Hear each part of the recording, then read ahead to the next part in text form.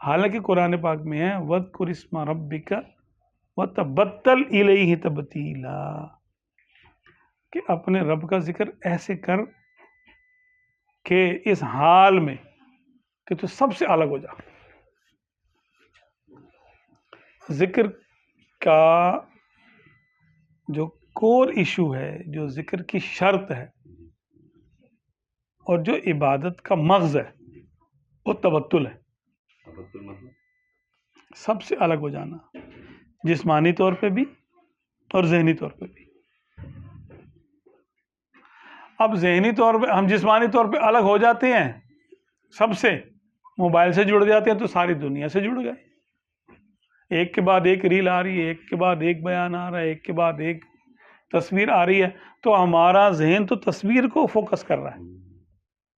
ہماری جو روحانیت ہے وہ کہاں جذب ہو رہی ہے؟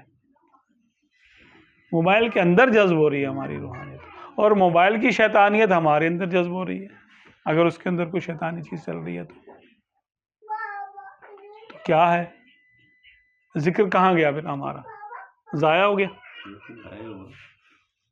ایک حد تک اس کی روحانیت کم ہو جائے گی، پھر ہم کہیں گے کہ یار مزہ نہیں آ رہا. مزہ کیسے آئے گا؟ روحانیت کیسے محسوس ہوگی؟ اب تو ہماری توجہ ہی نہیں تھی.